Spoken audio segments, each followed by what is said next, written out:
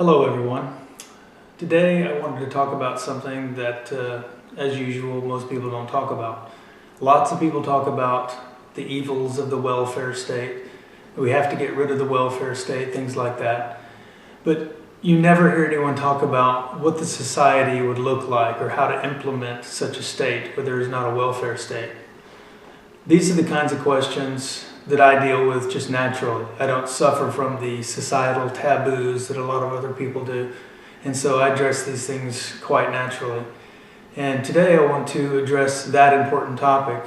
And in doing so, I'm just going to read a bit from my book, How to Save the World in Under 50 Pages, that's available for free at the Same Party website. And I have a chapter there that's entitled Welfare and Corrections. And the general thesis is that these two should be one, two sides, two ends of the same spectrum. And so here goes.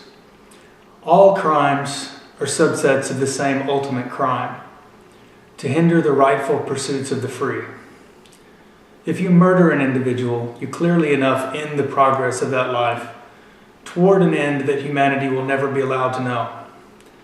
But if you steal $5 from that individual instead, you have committed a subset of that murder. By a capital amount of $5, that individual has lost the fuel that feeds his progress. What else is life but the sum of his actions toward his goals? If you've helped him in his progress by agreeing to work toward his goal in trade for $5 on the other hand, then you have contributed to both his and your own pursuits. And society can potentially benefit from both of those paths. The current welfare paradigm includes the practice of delivering free money, food, and housing to people who have met some bureaucratic litmus test for receiving those benefits. In order for those resources to exist, there has to be a law that allows the government to forcibly take that money from other individuals, the ones who have it, the ones who created it. Can this law be constitutional? Well, it depends on how you interpret the First Amendment. If you interpret it the way that stereotypical conservatives interpret it, then it means only that the federal government cannot establish a national religion. Interpreted that way, we have total democracy instead of constitutional democracy. In that case, any law can be, regardless of how unreasonable it is, as I point out in some of my other videos. And the only recourse is to gain democratic advantage and to change that law in that process. If you interpret the First Amendment as a separation of church and state, as did Jefferson and Madison, then a law that says the government can take money from people who have it and give it to people who don't is subject to the scrutiny of reason. The first question one must ask is, why is this law required? I'm sure there's a variety of possible answers to that question, but I believe that the variety is best addressed within constitutional boundaries, and that means not forcing human beings to help other human beings. A response might be, there are children going hungry. Would you put these families on the street? Well, would it be fair to ask at that point why the parents have put their children in that position? Is it fair to ask why a person would have children without first arranging the means of support? Is it important that some of the people who have enough money to pay taxes and support their families didn't have families when they were young and attractive, but waited until they could afford to, or maybe they didn't get to have families at all? Is it fair that a person who has pulled his weight in society and may want to have a family must not only trade his labor for what's required to responsibly propagate his own DNA, but he must portion off a share of that labor to support the propagation of that of someone who doesn't concern him or herself with any responsibility to fellow citizens? Is it fair to ask if it's possible for a person to work and raise children without the state's intervention? Let's take the example of a young mother who has a child and the father is choosing to not participate. First, if the father is alive and identifiable, then his wages should be garnished or he should be in jail. Even if that father didn't exist and there were no other means of help, could the mother survive? What if, for example, that mother found another such mother and they agreed to work alternate shifts and care for one another's children and to be roommates. Let's say they earn what current law would say is minimum wage. If they each worked, even at low-wage jobs, they could keep their bills paid, feed and shelter their children, and even find time to work toward better-paying opportunities. Now, this is frugal living, no doubt, but most of us who make six-figure salaries in our 40s lived for decades in no better conditions than what I described for the roommate mothers. I had 3 roommates in a 2-bedroom apartment at one point. One guy slept in the living room and another in the dining room. We worked our jobs toward whatever aim each of us had. For me, it was through college and onto the early parts of my wider career. I was in my 30s before I lived independently of a roommate, and now I'm the perfect example of someone who society believes should be paying taxes to send free money to other people who don't apparently want to live the way that I lived at their age and beyond. For the reasonably healthy, therefore, is poverty really something that exists in America? Are these people in such poverty that they can't really bring themselves to work a shift at the local fast food restaurant, if nothing else? Are they disadvantaged such that they can't find a temp agency, which typically could have them working that day, in my experience? Those are all fair questions in my view, and reason could not allow the redistribution of earnings from those who have sacrificed to those who won't, because it's neither fair nor necessary. For this type of case, reason supports the following, in my opinion. The person who has a child that they cannot support is a person that requires the charity of others. If the charity of others is not enough to continue the support of that child, then this parent has committed a crime. This person has created a situation in which society must serve the role of parent, and this person has become a dependent, as have the children of that person. The crime is the same as any other, which is unrightfully impeding the progress of other individuals toward their pursuits of happiness, the citizens who are paying their way. No, it cannot be the policy to put children on the street, but it also cannot be the policy to take away from some and give to others, as if the recipients are on equal footing as citizens with those from whom the money was taken. The two aren't on equal footing. The recipients of money stolen by the government on their behalf have committed crimes. The society as parent in need as dependent model makes sense. If you are a child growing up in your parents' house, you cannot make decisions about the following: where you are going to live, what and when you will eat, when you can come and go from the shelter you've been provided. That is, if you are living under society's roof in this model, you must play by the rules of society, and you must be viewed as a citizen who has committed a crime. You should be incarcerated, grounded, and should only be allowed to leave the house in order to earn money toward your independence from government. Just society would not permit an individual to forgo his responsibilities to his children or to his society and simply send the bill to others. Let those who would burden society with their unearned proliferation be burdened with the full measure of their expenditure, and watch the decision-making among the young and horny instantly become more cogent. This is what is fair when it comes to the bulk of the general welfare system. How does the rest of the correctional system fit into this puzzle? Prisons in today's America are known to have many issues, among them overcrowding, prisoner-on-prisoner violence, riots, rape, drugs, etc. The structure of the prison system allows for internal societies. There's enough interaction between prisoners to allow the formation of gangs, and often violent inmates are in the same populations as those whose crimes were not violent in nature. This is an untenable recipe for disaster. A person who has committed a crime against society has a defined burden of responsibility.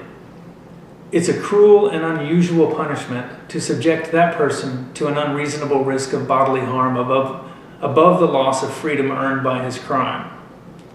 It does not benefit society that relationships are formed between people who have broken laws, further, or when a first-time offender is hardened by the injustice of his experience within the prison system such that his successful reintegration into society becomes less likely. Thus, the following conclusion: all incarcerations for all crimes should be similar, and all inmates should have a solitary cell from which they do not leave, except at times convenient for the state.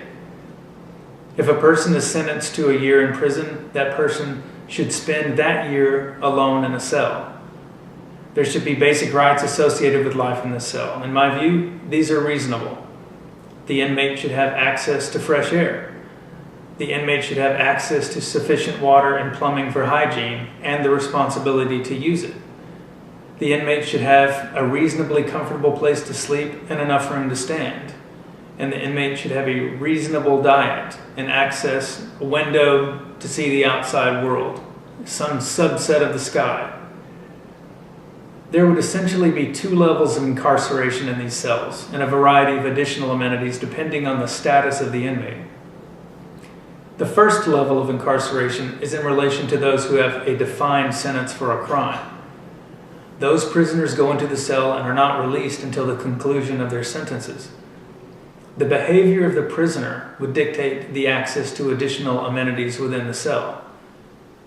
The second scenario relates to people who are transitioning from the first level of incarceration into society, and for those who are unable to care for their children without society's help and have not found sufficient help from charity. These cells would also house the homeless who choose to enter the system as a means of transitioning back to self-sufficiency. Each cell would have a network connection for job searches or other transition services, communications with charities or individuals who may wish to help, and for general administrative communications, for example. There should be an organized check-in and check-out process so these individuals can seek or engage in employment within or outside or within the welfare corrections system. Meals would be distributed to the cells, and medical care would be provided through the corrections system, augmented by volunteers, interns, charity, and workers transitioning out of the corrections system. There are numerous advantages to this model. The current welfare corrections model encourages continued dependence. This new model encourages an individual to choose the lesser of 2 evils. One, limited freedom, getting up and going to work every day like most of us, instead of another, life in a cell. The uniformity of the process would yield better efficiency than the current model. I saw a documentary about a maximum security prison, during which 2 guards engaged in a convoluted process of transitioning a prisoner from a cell to an outdoor yard for an hour. It seemed to me that this murderer was commanding a great deal of taxpayer time and money through these constant rituals. This criminal should just do his time as inexpensively as humanely possible. With respect to lesser criminals who just require financial help to survive, handling them through a correction system that doesn't encourage their dependence would be much less expensive than sending paychecks to people who haven't earned them. This becomes even more efficient as the number of individuals who place themselves in this system decrease naturally due to the effect of consequences on behavior. There is none of the ambiguity as exists in the current paradigm surrounding just who it is that needs the help of charity. Giant charitable organizations today rake in tons of cash. They help people in many cases. In many others, that money is funneled into organizations that push political agendas under the guise of charity or gets soaked up in a sea of overhead. All this can be accomplished because no one really has a handle on who needs all of that money, nor who is getting it. To the average person, the needy or poverty-stricken are just those unfortunate people everywhere that we don't usually see because they aren't where we are, at work. In the no checks sent model, there's nothing ambiguous about who needs help. Everyone has a direct line to those who need a helping hand. Employers could give someone a shot, benefactors could choose to help families, and charities could prove their focus is on helping those truly in need or risk losing the dollars of those who want to be assured that their contributions are going to help people, not to fund political action groups or some other special interest organizations. I would imagine that some might think this is a callous way to approach people in need. People tend to believe that the government is there to solve social issues of society. They might say, what about the sick or infirmed, etc.? I would say that the same levels of charity would exist in this model as do currently, except that they would be much better funded. No one wants to see their loved ones in trouble. Most of us would give up part of our own freedom to care for a sick relative. When that relationship isn't possible, the generosity of a fairly taxed population would put to shame any bureaucratic attempt at addressing the problem. The government option, the correction system, should be the last resort option.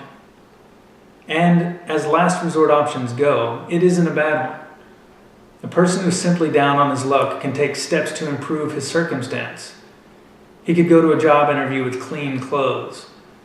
For the individual that requires help from the state, there's at least a bed and a good probability of obtaining some medical attention within the correction system. For the wayward youth who steals a car, let him feel the pain of incarceration, but not be polluted by the rotten culture of internal societies. It's the boredom of a solitary cell that teaches an individual the importance of freedom and of treating others with enough respect to continue living freely among them. That is the best rehabilitation of all. The underlying reality is that people behave based upon the set of circumstances with which they are faced.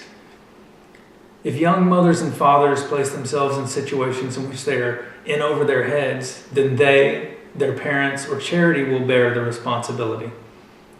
If none of these can meet those responsibilities, then the last resort of society kicks in. There's a lot of cushion before the state option. People will take a certain amount of risk when they feel that someone else's freedom, money, will be compromised as a result. You may hate telling your parents you're in trouble or that you need money, but you may be able to live with that. If your parents are paying, then society can live with that. That's called family. If the family can't provide the necessary support, then charity is the next level of support. Free people are generous people. One only has to look at the outpouring of money after the Trade Center attacks or Hurricane Katrina, even in a situation in which most of us are being taxed to death already, to conclude that money and compassion are not in short supply in America. What might it be when the people are taxed only for proper governmental functions? Charities can be profitable businesses in a truly capitalist society. Competition would breed quality, as in every other endeavor. Charities could pursue funding based upon the openness of their structures and on the proven effect of their strategies.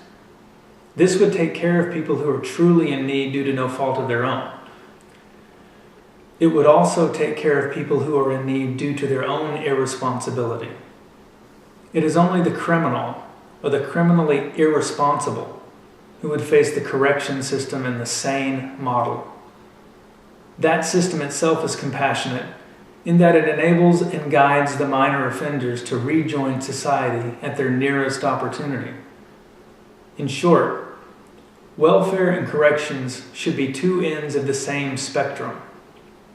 Those requiring sustenance from the state should receive it through the correction system, not through subsidies to their current lifestyle choices. The rest of us should choose our own contribution level to the charity layer. The layer for which we are forced to pay should be the most efficient and should force responsibility where it belongs, not on the backs of people who are responsibly paying their own way. Thanks for listening. More on this in the future. Like, share, and subscribe if you enjoyed this video.